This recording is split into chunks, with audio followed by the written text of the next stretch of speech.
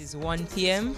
That means we are on Let's Talk Justice. I am Jade Williams, Policy and Advocacy Specialist at Jamaicans for Justice. And I am Michael Jackson, Executive Director of JFJ. Thank you so much, Jade, for holding the fort while I do this remotely. I appreciate you always. And thanks to our listeners for joining us each week. Again, we appreciate your listenership and your support to the work of Jamaicans for Justice. Awesome. So Michael is out of studio.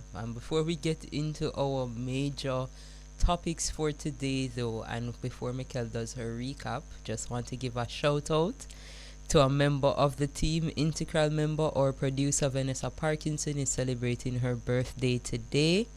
So we celebrate with you, Vanessa. We hope it's a great day, and we hope you enjoy the rest of your afternoon. And I'll hand over to Michael for her to do our recap of this week. And like a typical echo chamber, I echo that call, Jade, and sentiment to Vanessa, quite a valid member of the JFJ team. Last week, Jade, again, you held the fort down, and we had Mercy Fraser, the mother of Mario Dean, with us. And because of her continued advocacy and her relentless nature in pursuing justice for her son, Mario Dean, we have been in the news talking about the importance of fast-tracking justice in the country. Yes. JFJ made a call to the Office of the Director of Public Prosecution, for those who followed up on the topic, that we've seen more than 10 delays in the Mario Dean trial for various reasons of maladministration, we would call them. The last reason that saw her matter, or the matter being postponed until February 2024, was lack of enough jurors for the matter to go forward. And it's a topic we're going to be discussing today. But JFJ made the call for the matter to be heard in the home circuit, which is in Kingston, for different reasons. As you can appreciate, in the rural areas, you have less persons who are able to come forward to serve for jury duty for different reasons, such as the informal economy and so on. We're going to be touching on that. Now, though JFJ made the call, I take note that the Director of Public Prosecution was on Dion Jackson Miller's program Beyond the Headlines yesterday evening, saying that the office would not be responding favorably to that call based on a number of reasons. For example, the cost to the state to ensure that witnesses are brought forward to Kingston, the cost apparently to the prosecutors. And the question I ask the DPP and others who would proffer such an argument, that though JFJ would not be discounting the cost to the state, my question is, when it is the state that is the abuser, the named offender in something such as law enforcement officers acting unlawfully, at what point in the name of justice, at what point to suggest that impunity would not be acknowledged and sanctioned by the state? At what point do we say state accountability requires that that cost, whatever the cost may be, is incurred by the state? With the greatest of respect to the Madam DPP, I don't think that is sufficient reason to say that this is not something that will be put forward by the office. And we're going to be writing and following up with the office to ensure that our counter arguments are heard in a favorable light, because I think in the pursuit of justice, there are some costs, such as social justice costs, that outweigh the economic cost or the inconvenience for a trial to be expedited and wrapped up in a short time. It can't be that close to 10 years, notwithstanding that 2-year period of COVID, that we're saying that justice continue to elude the family of Mario Dean. I think much more is desired and much more is expected from the state. So I just wanted to open with that conversation, Jade, and then over to you. Thank you so much, Michael. And, I appreciate you bringing back that context again for our listeners, because I feel, listening to the DPP yesterday on Beyond the Headlines, of course, there are some valid issues that would have caused delays, but a lot of them that we would have seen and our team would have observed personally had to do with things that could be mitigated by additional action from the state. So we look forward to seeing a more positive response to our follow up that will be forthcoming. So we'll go. Just before you continue, I think just for fairness to the DPP, she did acknowledge and did commit to seeing what is within her power Yes. to expedite the process next year. But certainly for Mario Dean's mother, Miss Fraser, she would Yes. want the matter to be transferred to Kingston. Absolutely. All right, thank you for that, Miss Jackson. So we'll go straight now into our right of the day and our trivia, and we'll start with our right of the day, which is more of a did you know today, and it is focused on our Jury Act, and it states at Section 44 that where it is that you are on trial for a capital murder or a treason offense, that if you are to be convicted, that means you are to be found guilty or you are to be acquitted, you are to be found not guilty, the jury must return a unanimous verdict. So that means every member of that jury must have the same response as to your guilt or innocence for you to be proven guilty or innocent in those cases. And And non-capital is what, 9 members, Jade? I can't say, Mikkel, because that is one of our trivia questions. Our trivia Oh, it is. question today Oh, is I'm sorry. in the case of murder or treason, how many persons are required to be a part of the jury? So if you'd like to respond to that, you know you can respond via WhatsApp at 2397583 or on our Instagram at Jamaicans for Justice. I wonder if you were asking about how many persons had to agree to the verdict in that Yes, instance. not your trivia question. I thought I had a slip just now. Oh, okay. Yes. Well, it is not unanimous, but I'm sure our guests 9, I think. Yeah. have will have some expertise in that. So our topic for today overall is civic participation, and we're trying to understand and break down those jury obligations and challenges within Jamaica. And so we know that the jury plays a crucial role in our legal system by enlisting randomly selected citizens to impartially assess the evidence and deliver fair verdicts in trials. And this is a process that promotes transparency and community involvement and has been shown to increase trust in the legal system and is essential for the upholding of justice. Now, in Jamaica, we have our Jury Duty Act, which stipulates who qualifies to serve, and any Jamaican living in the country between the ages of 18 and 69 who has a taxpayer registration number, so a TRN number, or is registered to vote can be selected for jury duty.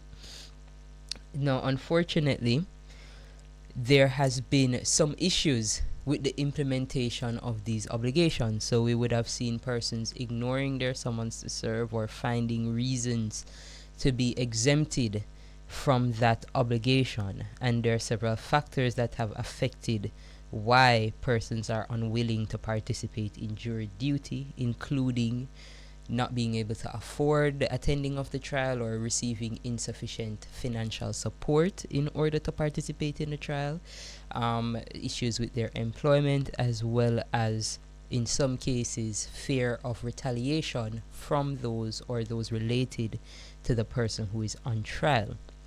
And we would have seen from the CAD that there has been issues of low juror turnout, in particular in the parishes of St. James, Clarendon, St. Catherine, and Kingston and St. Andrew, and this has affected the adjudication of matters that are slated for a jury trial, as unless the parties agree to a trial by judge alone, the trial cannot proceed without empaneling an appropriate jury.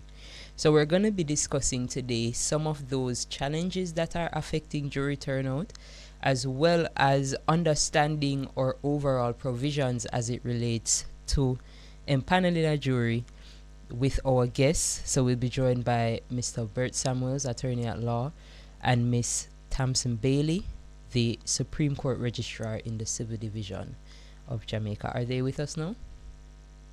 I'm here, Bert Samuels. Hi, Mr. Samuels and Miss Bailey, you're here? Yes, good afternoon. Hi, good afternoon. Good Um, Good afternoon. afternoon to you both. Thanks for having me. so before I switch back over to Mikel, I just wanted you, Miss Bailey, to give us our listeners a general idea of eligibility, um, the reasons, for example, that you can legally ask to be exempted from jury duty. First off, Jade, before we get into eligibility, I okay, would perhaps start with Mr. Samuels to give a sense of what matters can be heard with jury versus the judge, okay, because sure. I think that has led to some confusion over time. So if we could start out with Mr. Samuels, because we've heard where persons say, why not just go judge only? So I want to be very clear that there are provisions in law that the judge can try the matters alone. So I'm not sure if you could speak to that distinction, Mr. Samuels, and our common law regarding jury. Okay, let me see. So the more serious offenses have been trial by jury, and I would list them. There would be for rape, of course, murder, for burglary. Those are the main ones for jury trial. The others are judge alone, and there's been a trend in the last 25 years in Jamaica that our parliament, irrespective of how serious the matters are, gang trials, scamming, they can get upwards of 30 years, have said it must be by judge alone. So we have the older offenses, older and serious offenses, the principles being before the last 25 years that if a man is facing a serious consequences, that is long sentences, he must be tried by his peers. That principle has left our parliament, so we're only left with the older offenses, murder and rape in the main, both capital and non-capital murder for trial by jury. There has been an amendment to the law which allows the prosecution and the defense to agree to judge alone trial. So the defendant by himself, and that's another criticism, that the defendant wants trial by judge alone, not trial by jury, but he must have the agreement of the prosecution, his adversary. And that is wholly untenable in terms of my view of the justice, because there has been a practice where persons have asked for judge alone trials, accused, and the prosecution refused. They want trial by jury. So that's what happens. And effectively what it does is it makes the prosecution begin to engage in judge shopping, because if you say you want to be tried by a judge alone, sometimes the decision by the prosecution to say trial by jury is based on the judge that they see you're going to be tried by. Yes. Thank you Yes. so much, Mr. Samuels. And I think it was I don't remember the name of the act that was amended. I think it's the Criminal Justice Administration Act. You can correct me. That made an amendment that some of the more serious offenses, as Mr. Samuels is articulating, certainly the anti-gang legislation matters. So for those who are keeping up to date with the Klansman trial, you recognize that given the real threat or harm to citizens, that was what the legislator had proffered. So that is what is happening. And we've heard from the Chief Justice, Brian Sykes, that he's articulating for judge trials, and it's something that JFJ does not support. So thank you so much for that context, Mr. Samuels. Jade, over to you. Yes, so we are going to take a quick break. I'll ask Miss Bailey to stay on because we will now go into the meat of the Jury Act and some of those provisions when we return from the break. So I'll ask both our guests to remain and we'll take the break now. Welcome back to Let's Start Justice. Today we are discussing civic participation and, in particular, understanding jury obligations and challenges in Jamaica. And we are joined by attorney at law Bert Samuels and Supreme Court Registrar Tamsin Bailey. So, Miss Bailey, before the break, I asked you if you could just tell us a little bit about what makes you eligible to participate in a jury, and what are some of the things that you can legitimately use as reasons that you cannot participate. Miss Bailey?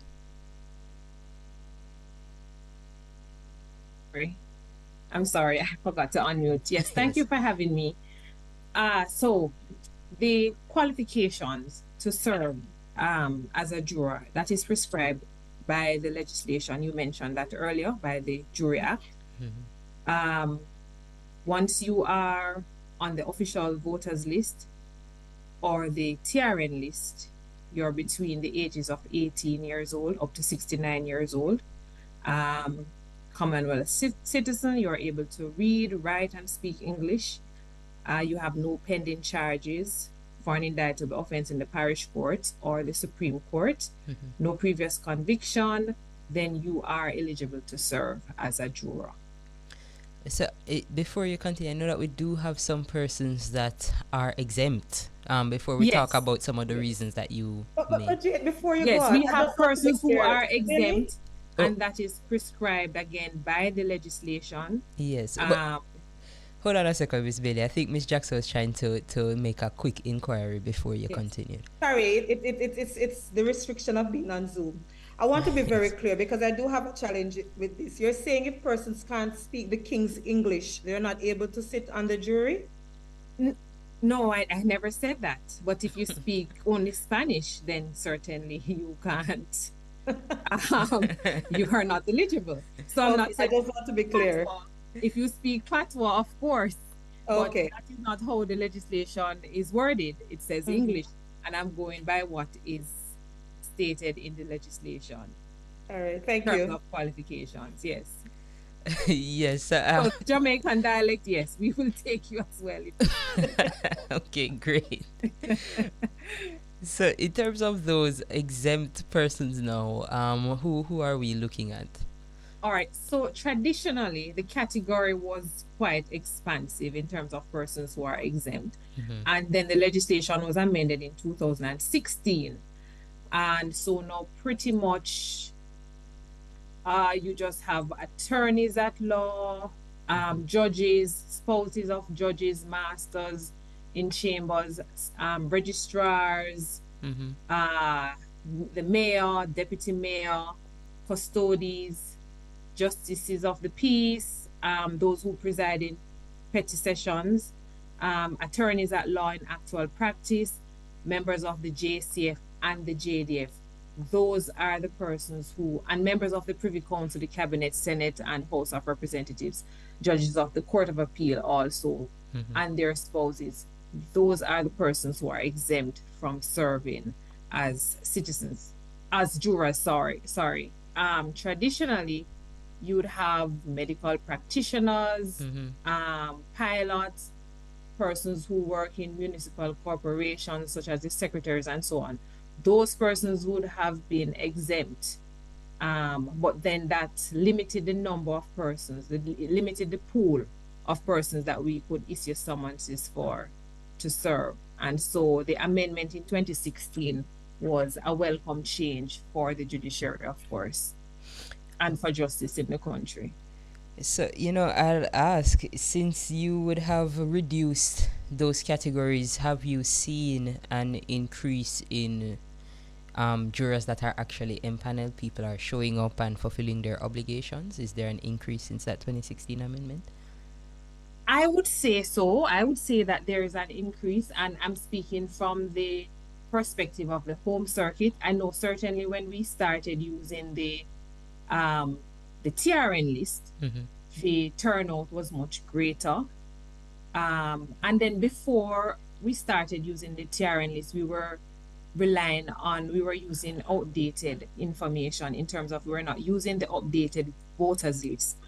And again, we are to get the updated voters list from the electoral office. And so that was not happening for a number of years. And so many persons would have relocated or died or migrated or for whatever reason. So that attributed to the low turnout in former years. But I believe that we have seen an increase with the merger of the voters list and the TRN list. It can be greater if persons are willing to make, it is a sacrifice, if they're willing to make the sacrifice.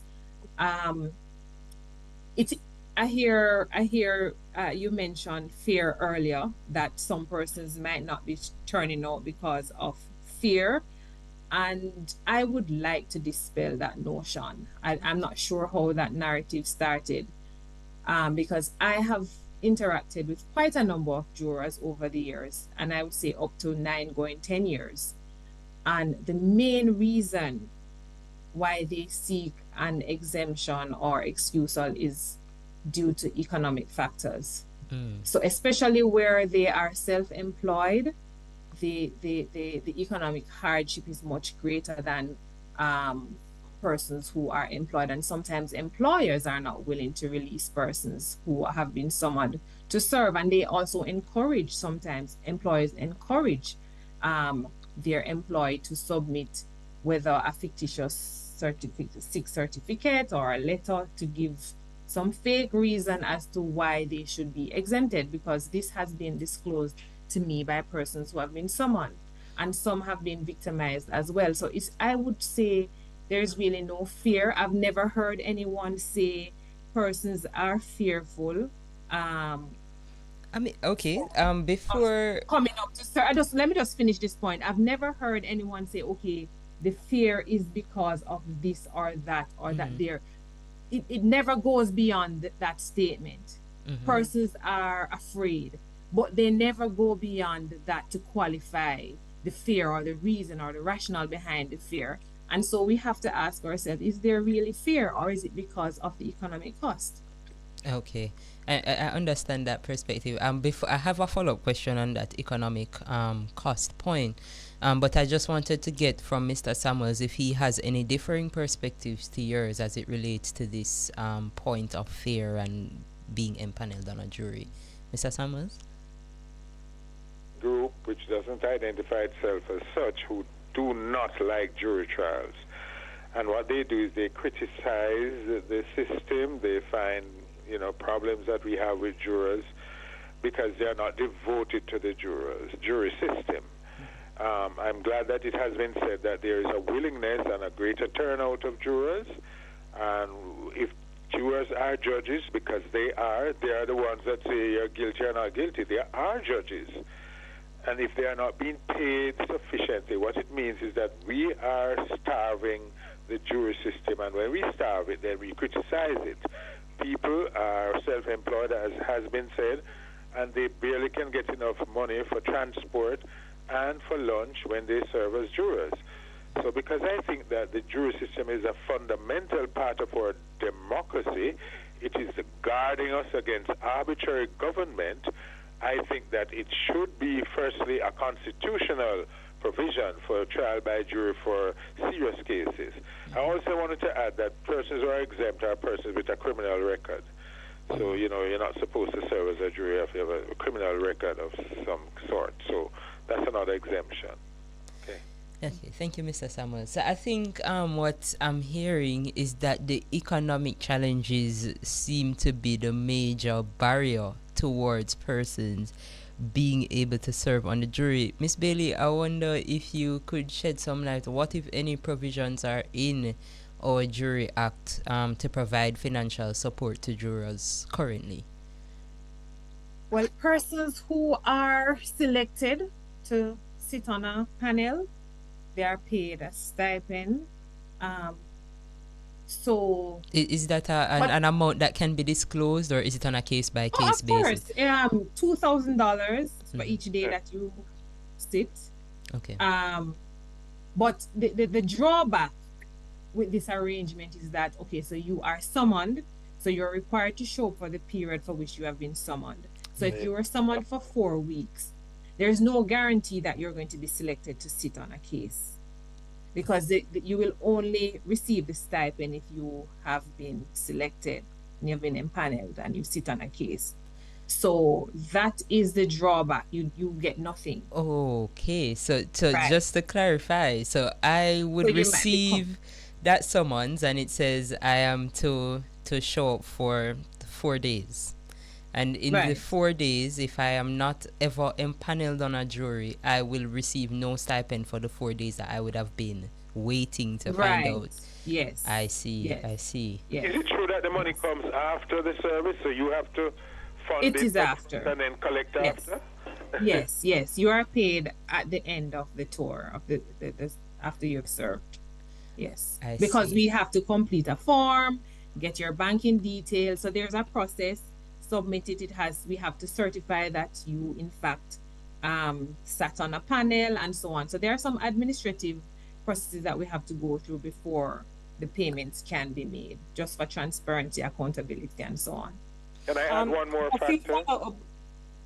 Yes, Mr. Samuels? Yeah, the public should know that you can have jurors on civil matters. You still can have a trial by jury in a civil case. It's in the CPR for the 2002 CPR makes a provision for the case to be tried with a jury. So, for example, in the past, you'd have seen a lot of libel cases being tried by jurors, and they actually give awards. They determine how much money the person should get if it is found that they were liable. So civil cases can be tried by jurors. Great. Just a follow-up question. One of the criticism, Miss Bailey, that I recall being made was that sometimes this stipend is paid long after and persons are disgruntled. What is the waiting period presently for the stipend to be issued to those who have served? All right, I don't have the exact timeline, but I can say for sure, for certain, that there have been improvements. So maybe in the past, maybe say 5 years or so, that process has improved.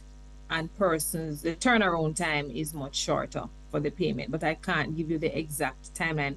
Once they submit their banking details and everything, the payment is made as quickly as possible. Okay. We're coming up on a break. Yes. Yeah?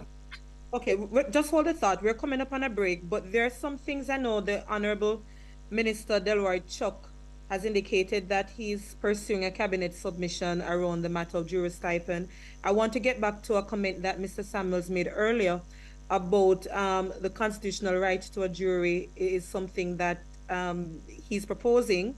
I would like to hear a little bit more around that, Mr. Samuels, and whether or not that is something that you'll be putting forward before this Constitutional Reform Committee. So when we come back, it's just to dig a little bit deeper on the recommendations as we move forward. Welcome back to Let's Start Justice. I'll hand over immediately to Mikkel to continue her line of inquiry from earlier to Mr. Samuels on his recommendations. Well, I'll start with Ms. Bailey first to get her thought. We've heard from the Justice Minister, and I think we can all agree that when you have a significant number of persons in the informal economy, your helpers, the domestic workers, those who depend on the day-to-day salary, if you don't show up for work, you don't get money. And the fact that you have this stipend, I've heard 2005, you said 2000, Miss Bailey. No, 2000, not 25. 2000. I said 2000. Okay. So we've heard from the minister that he's proposing that this amount be increased. Do you think, or can I get your thoughts around the amount that jurors are paid and whether or not that would have affected perhaps their ability to participate in the process? Well, I mean, it would not be the same for everyone, but certainly for self-employed persons and those who are working on a contractual basis, the financial aspect or impact would be a consideration as to whether or not they turn up. Yes. And are willing to serve. No one increased to 5,000. Sufficiency of funds it's relative because it depends on how much you will stand to lose if you serve. So who is to say that an increase to 5,000? But I'm sure it is a step in the right direction. Yes. Because before I believe it was $500 and then it was increased to $2,000. Yes. And we saw a greater turnout with that increase. So it is a step in the right direction. Yes. And you know, Miss Bailey, you appreciate the work that JFJ does. A lot of our matters there in the coroner's court. And a couple of years ago, you could not get a jury at all. Yes. One of the criticisms that we had was that you had a small pool of jurors. JFJ at the time called them professional jurors as a criticism because they always were the persons who kept showing up. So, and you're saying that you've seen improvement from your desk, your vantage point.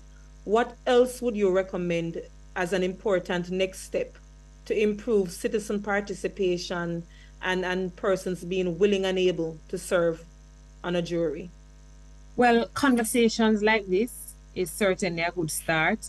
Public education campaigns, perhaps town hall meetings, stuff like that. I believe a lot of persons are not aware of the importance of jury duty, and we need to go out into the communities and engage with our citizens to get their participation, because their participation is key to the administration of justice. It is the people who legitimize the court, so we really do need to embark on more engagement with our citizens. And I think that will, because, and I say this, having attended several orientation sessions, orientation sessions, a lot of persons leave and they want to return to serve.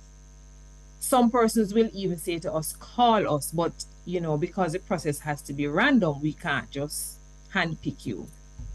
So if we educate the public more, I believe that we will have greater turnout. Great, thank you. Mr. Samuels, constitutional right to a jury trial? Yes. What is your call to Minister Malahoo Fort and the CRC? All right, so this is my position. We must learn from our history. If we make heroes of Bogle and William Gordon, in fact, we name our parliament or from the William Gordon House, what the enemy of these two national heroes did, Governor Eyre, was to declare martial law, whereby they would not be tried by their peers. And even so, those peers would have to be landed people. The danger of that is that they were tried by, court-martial and found guilty, and off they were hanged. If we are to learn from that history, where if we abolish the jury system, effectively abolish it as Governor Eyre did, we find that you could get a verdict which is in accordance with the wishes of the state, the political state. To guard against that is trial by your peers, so that if we have a government who can choose, or a prime minister who can choose his chief justice, and he can also choose the director of public prosecutions, the DPP would then be at his beck and call, make sure that his political enemies are charged, and then he would be tried by his chief justice. That's not something that would be too far-fetched. We do not have laws for good times. We have laws for bad times, and that's what the law does. It guards against arbitrary government. So the fact that we have a government who is adhering to democratic principles, it doesn't mean that we shouldn't have in place a guarantee that there would not be an abuse of power. And that is why I think that an amendment to the Constitution should be that for serious offenses which attract, say, over 20 years imprisonment, persons should be tried by their peers. I think the common sense that the ordinary folk have and the collective wisdom of 12 Jamaicans, if they reduce it to 7 or 7 Jamaicans, the collective wisdom of 7 Jamaicans is superior to the wisdom of any single judge. And I adhere to that principle. Thank you. Jade? Yes, so I think that we've had a pretty fulsome discussion, and I'm interested to hear that the issue is not so much fear of retaliation, but more a lack of financial support, which I think is something that can be alleviated That's by right. these upcoming proposals. So I thank you both for joining us on the show today. If you have any last words, I'll ask Miss Bailey to go first and then Mr. Samuels. Miss Bailey, your final word on or jury obligations and challenges. Yes, thank you. Well, I just want to encourage our citizens to turn out once you have been summoned. Please turn out at whichever court that you have been summoned to attend, and participate. Your participation is very important to the dispensation of justice in Jamaica, and we're all affected by crime in this country, and so your participation as a citizen is critical. I just want to add that I got the information regarding the turnaround time for payment. That is 1 month. Once everything that you have submitted is correct, no error with your banking details and so on, the turnaround time is 1 month, which is a great improvement from where we're coming from. Yes. Absolutely. Thank you, Miss Bailey. You're welcome. Mr. Thank Samuels, you. Thank your you for last having me. Great, thank you for coming. Mr. Samuels, your last word? Yeah, I think that government by the people, of the people, is demonstrated in the jury trials, jury system. I encourage Jamaicans to act to preserve the system and this trend to do away with jury trials. I'm asking the citizens and your listeners to encourage your political representatives not to go down that road. It's a dangerous road for trial by judge alone for serious offenses. That's my last word. Oh, Sir Samuels, before you leave, I'm not sure if you were listening into the conversation over by Barbados and the CCJ matter.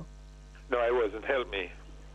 Okay, no, there was a conference in Barbados recently held by the Caribbean Court of Justice. The DPP was there, Fitz Bailey, our Assistant Commissioner of Police. So several matters were being discussed around CCJ, mandatory minimums, and so on. Yeah. So I was wondering if you had listened, I would have asked you a question or two if you had. Okay. But I do hope, Mr. Samuels, that you submit something to the CRC on these matters. I beg of you. Okay, well, I've written to the Bar Association already a paper which was I'm prepared to express my views at the right time, so we could speak more. Absolutely. Thank you so much. No mention. Bye-bye. All right, so we are about to go into our final segment of the show. We are coming up on a break in another 3 minutes or so, but to give our listeners an idea of what we have coming up, we will be talking a bit about that conversation that Mikel just mentioned on the CCJ. We will also, mandatory minimum sentences in particular. We'll also be talking about certain inflammatory statements coming out of our Ministry of National Security. But before we take the break, Mikel, I just wanted to, something that really shed a light for me in the conversation that we just had, is particularly with Miss Bailey, on the fact that while you are waiting, there is no account for that time that you spend, which may not come to fruition to you serving on a jury. And I think that we definitely want to look into it some more to see what is present in other jurisdictions that use jury trials in similar context to ours. But I think that there has to be some accounting for that extra time. I don't think that even with the increase in stipend that the minister is proposing, I would hope that that consideration is made as well for compensation in that case. I mean, something as simple as a day's worker. Yes. Being paid $6,000 per day. Yes. Right? Me have a broken at the patwa right now. Who could be paying me $2,000 to give up my funds that I will be earning to ensure that the needs of my children, my bills are paid, and so on, to come and get $2,000 that includes both lunch and transportation? It's ridiculous. Yeah. But even for those who work in the formal economy, you ask about what happens in other jurisdictions, something as simple as how you exercise the right to vote, where your employers must give you that time. Mm-hmm. That happens in other jurisdictions as well. So there's so many things that we can look at to improve the jury system. But, I echo the call of Sir Samuels that sometimes I believe that the Constitution ought to safeguard certain mechanisms that are critical to the functioning of a democratic society. So This is my personal view now. If I do have that opportunity to separate JFJ from my own, I would want to speak for the organization in this particular context, Yes. given we have not had a what you would call a position on that extent, whether it should be extended to the Constitution. But JFJ's position is that jury trial should be maintained, and with that, perhaps my board will agree and go that far that it should be entrenched in the Constitution, certainly. Yes, well, it's a suggestion that I'm definitely now very fascinated with, and would want to see how best it can become a part of our general recommendations to the Constitutional Reform Committee as well. So I'll see what can be done from my desk on that particular Yes. issue. You're putting in another section. Yes, we'll see. But we're on the break right now. It's 1:45, so we'll take the break and we'll be back shortly. Welcome back to Let's Talk Justice. We've been talking civic participation, jury obligations, and challenges. We're now moving into the second half of our show for the other topics discovered part of our graphic that you'll see on our Instagram. Ms. Jackson, I don't know if you want to lead off the second half. I can. You know, our Deputy Prime Minister and Minister of National Security, Dr. Horace Chang, he has made another comment, and for those who follow the news cycle, last year he made a comment that suggested that if the police comes in some confrontation with armed men or women, let's keep it gender neutral for those who are criminals, yes? Can be men or women.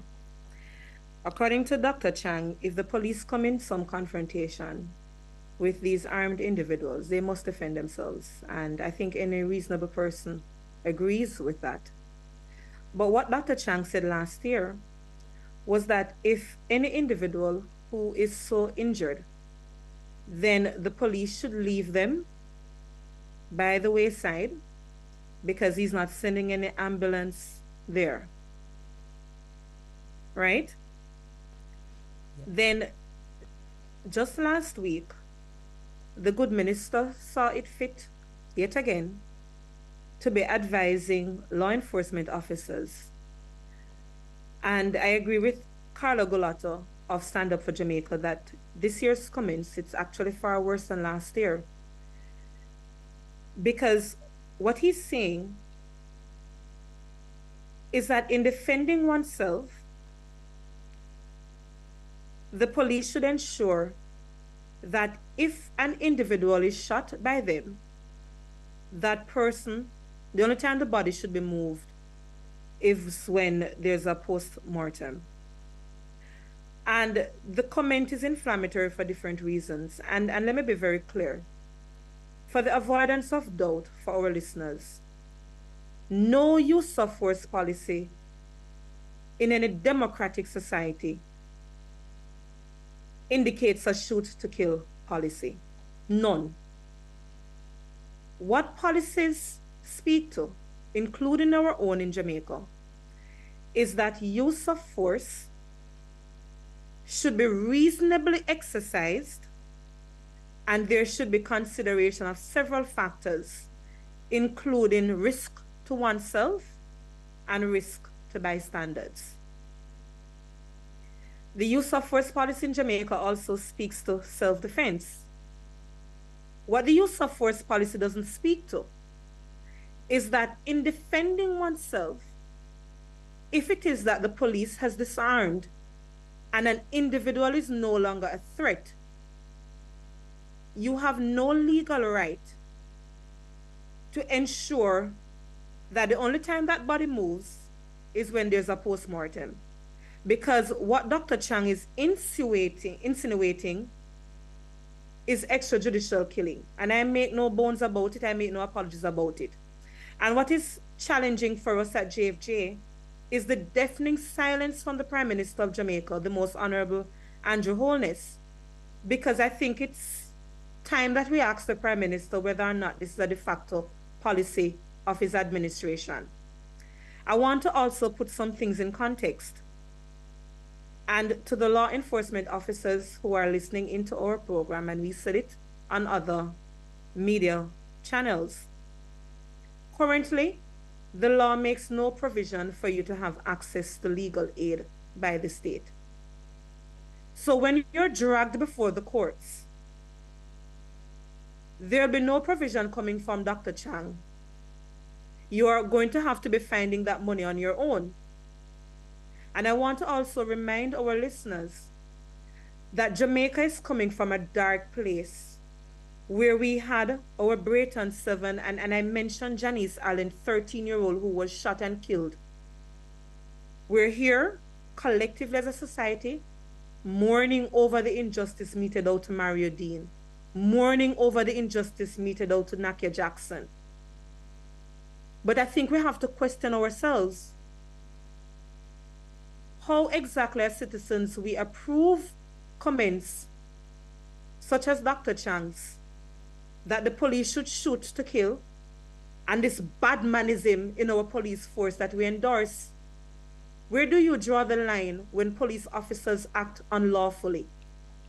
Where do you draw the line if it is that you're pulled over by any law enforcement officer and you look a particular way, you live in a particular community, and you're shot and killed?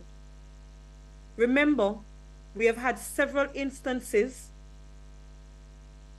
of crime scenes being tampered with, guns being planted, years after justice eludes us. Indicom can speak to several law enforcement officers where their names, just a few of them, their name ever come up in police involved abuse and killings. Where do we draw the line as a society? So I want to be very clear to those who are listening in, who call us bleeding hearts and all kind of names in their purview they would assume to be derogatory names. JFJ is very aware of the crime rate in the country. We're sympathetic to it, we're affected by it, but we should never lose our humanity as citizens or as a society, where we call for awesome powers to be exercised by the state, because one day that power may very well be exercised on you or a family member. I'm not sure if you have any comments, Jay, to add to it, but those were my initial thoughts on Dr. Chang's comment, unworthy of his office. I very well said. I don't think there's anything that I could have said that would have articulated the challenges with what Minister Chang said more. And I think that also when we look at all of the other issues that have been affecting our national security and how we've tried to address them in tandem with these kinds of comments, we should be wary of our direction as a country and be focused on accountability in a way that acknowledges the potential direction that we are heading. So I hope that our listeners have taken in your perspective there, because I do think that there is a consistent misunderstanding when we make these statements, to immediately attribute it to a defense of the persons against whom the statements are made, rather than us acknowledging a fulsome narrative. But yes, there was one thing I wanted to shoehorn in before we closed out the show, and that was Minister Chuck's comments in the sitting of the Joint Select Committee on the Criminal Justice and Other Acts last week, where there would have been an indication that the minister is in support of that 20-year mandatory sentence being limited to capital murder offenses. For children. For children, yes, let me just clarify, for children. No, I don't know if our listeners recall, but our position has been very clear. We do not think this mandatory sentence should apply to children. And I heard a justification in the Joint Select Committee think it was something, I think it was 15-year-olds and up or something of that sort, that we cannot assume that they don't know, that they should know that they're doing something wrong and therefore be able to take that responsibility.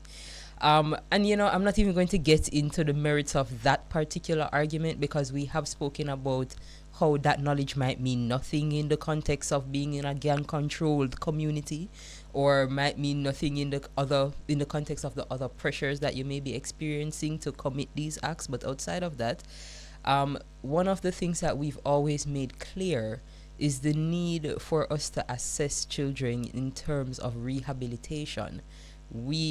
Our children are the people that replenish our society to go forward.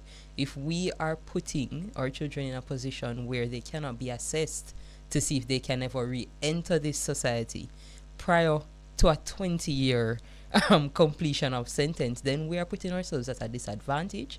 And that is not even to go on to the domino effect of our population in our lockups and our prisons that would inevitably rise, our current state of juvenile correctional facilities, which are extremely poor and continue to be poor. So, we have so many considerations that at this point, particularly for our children, our focus should not be on punishment. Well, we need to be figuring out why our children are behaving in this manner and what it is that we can do to address those root causes, rather than going towards this severe punishment. And coming from a ministry that has championed child diversion, alternative dispute resolution, restorative justice, I want to see those principles in line with the recommendations that are coming out of Minister Chuck. So I'm And hoping. just to clarify, Jade, it's not a case where we're saying that punishment ought not to be based on the circumstances, but it's a case by case, where the Absolutely. judge's discretion ought to be applied based on the social inquiry report and so on. The last thing I want to point out, Jade, to add to your point, furtherance of it, sometimes people are listening in and they're saying, but capital murder, the worst of it all. I want to be very clear that even within the context of capital murder, it's not only the most heinous of crimes, but also who you have killed. Yes. So a child may unknowingly kill a juror or act on the direction of a gangster. Therefore, the judge should be able to exercise some discretion. In furtherance of a crime, a child breaks into a house, 15 years old. Unfortunately, some tussle happens and a gun went off and the person in the household is killed. That is capital murder. Yes. I want one to answer whether or not you think that child deserves 20 years minimum to serve the maximum of a life imprisonment. But the last thing here, do not let parliamentarians twist and turn you around. Capital murder on the books right now carry life imprisonment maximum. Yes. The only thing that they're inserting is one, the excessively high mandatory minimum and removal of judicial discretion to meet public outcry.